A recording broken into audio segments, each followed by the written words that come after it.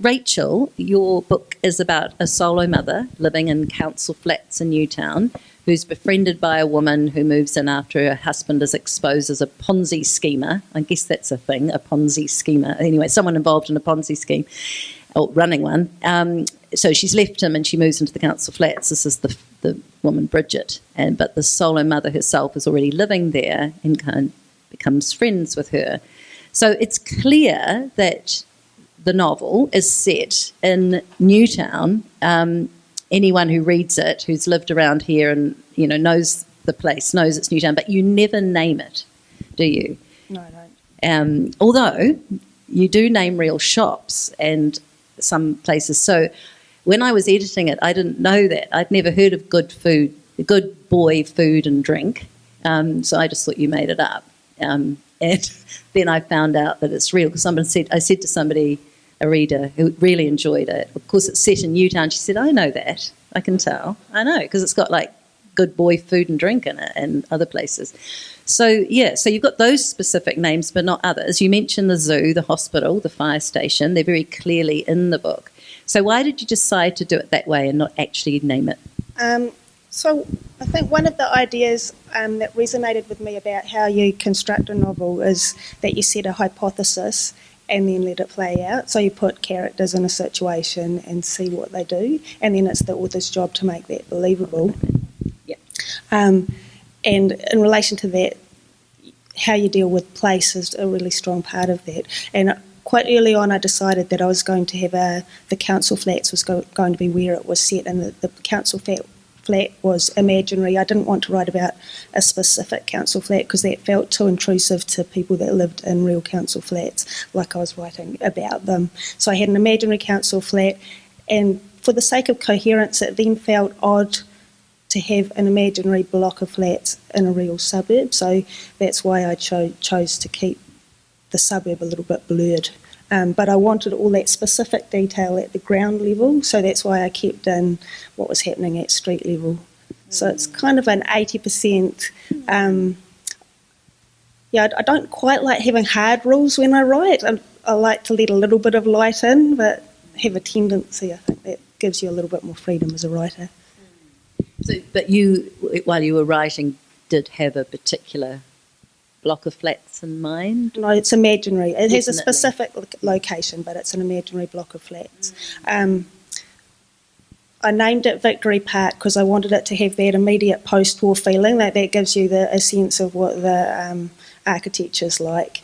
And, well, it kind of has two things going on. There's a sense of irony of people who are living in a council flat, in a flat that's called Victory Park, but there's also a little bit of a sense of triumph about public housing. That's a real kind of, like when you watch our government struggle so hard to build public housing, it is actually a real genuine achievement. So I wanted that to go two directions, I guess, at once.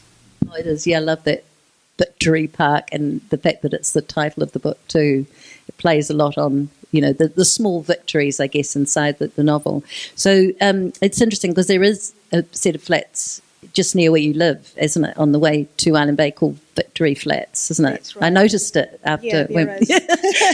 And somebody just did say to me, there's Victory Flats, and then there's Victory Park at your one at school. Yeah, there is. It's an upper playground. Yeah, I think that must be sort of where it went into my head, but I actually named it before I realised that it was the name of the playground. But there are Victory Parks everywhere. They're common as muck, kind of like, Empire Gardens or something. Yeah, okay.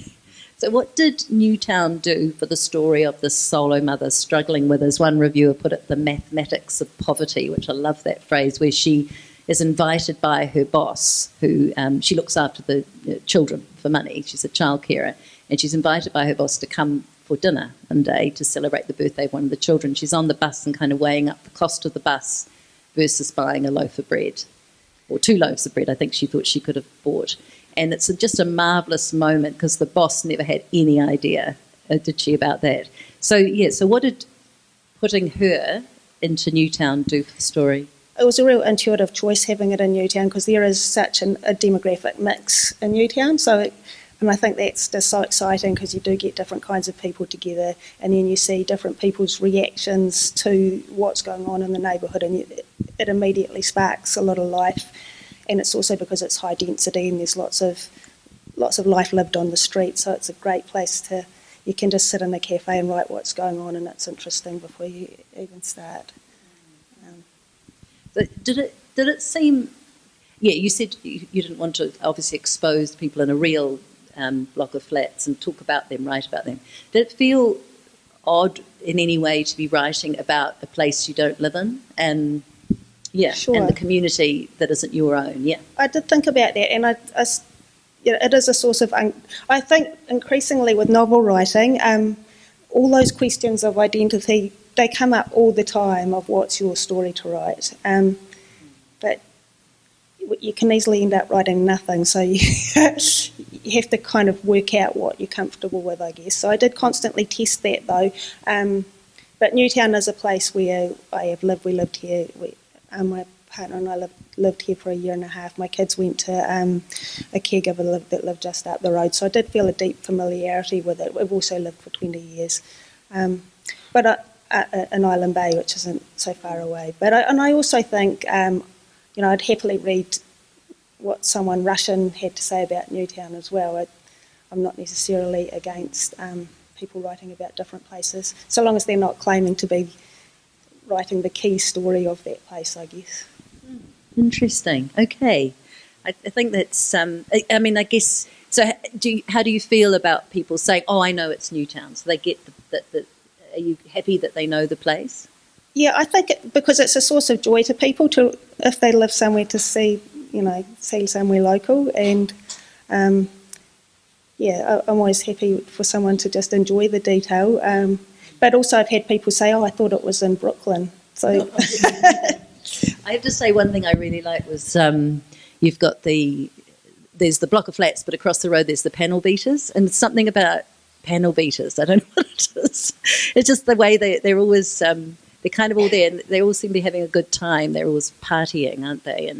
And Bridget joins, apparently. That's the life of a panel beater, I gather. Well, it is now. I never seem to be able to get any access to them, so maybe it's true. I know. It's just that they're like off-site all the time and just across the road, but that's where Bridget particularly tends to end up. This is the friend who's turned up, so she's not really used to living in a council flat and gets a bit bored, so she ends up with the panel beaters. So did you sort of look out for those kinds of places to get a feel?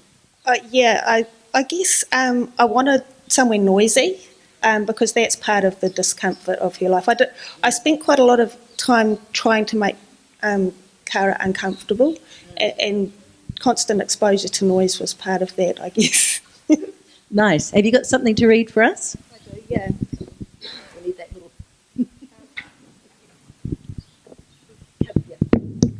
We'll give you a lower... Oh, yeah, you've already got it, right? Okay. There you go. That looks about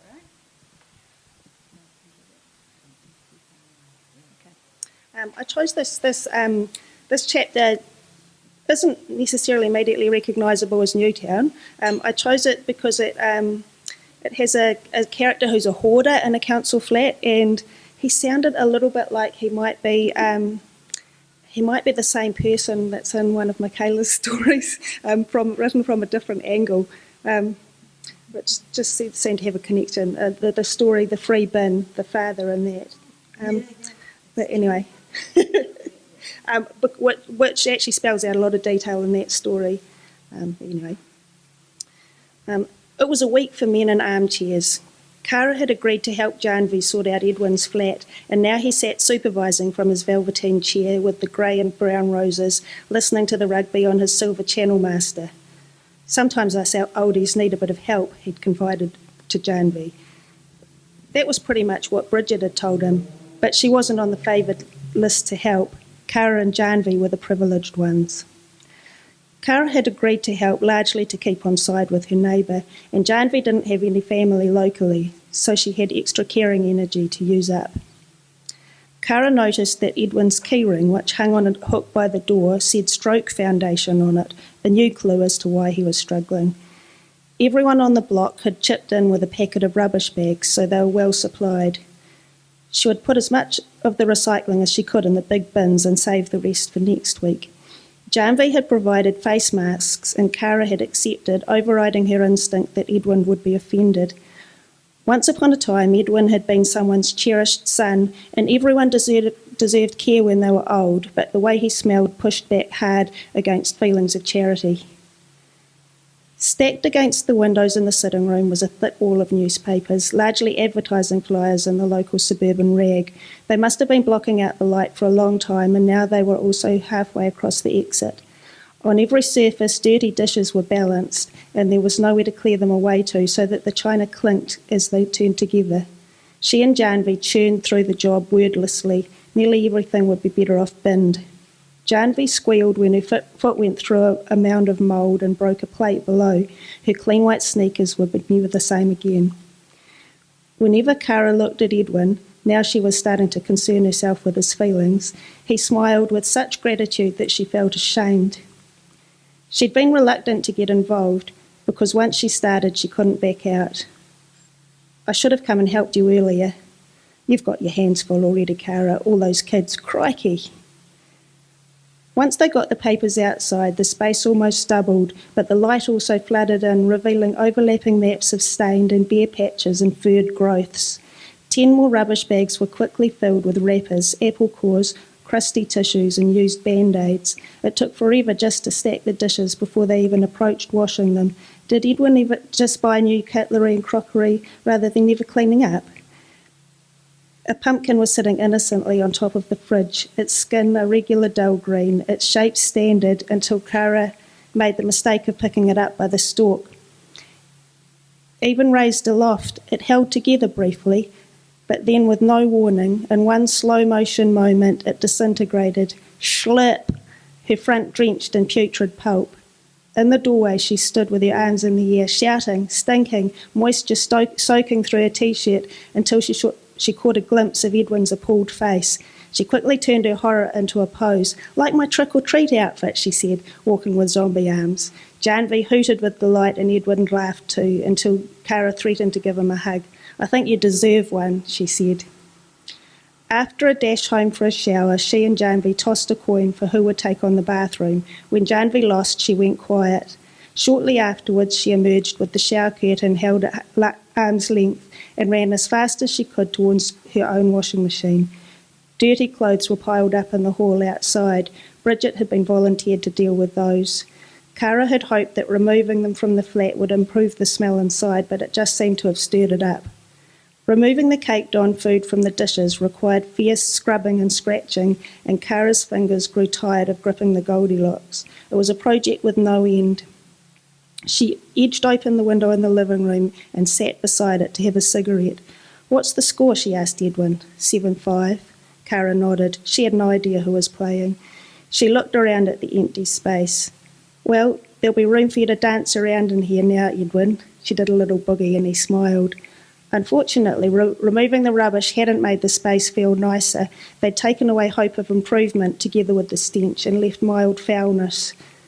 It wouldn't help to paint the walls white. Everything would just look dirtier compared.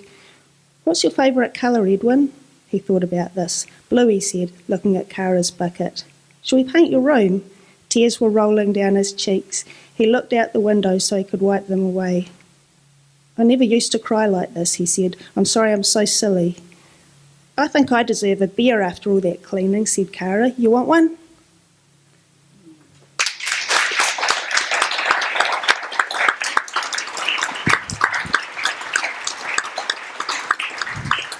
Kia ora, that was a nice reading. It's interesting how one reviewer, more than one, has talked about the kindness in the book.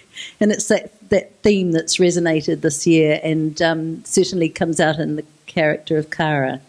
And in fact, Catherine Wolfe at the spin-off talked about the book as funny, knowing and joyous, a celebration of people who give a shit. So I really like that. So, yeah, so this is a reprint because we sold so many. We had to print it again, which is pretty cool. Thank you for that. It's terrific.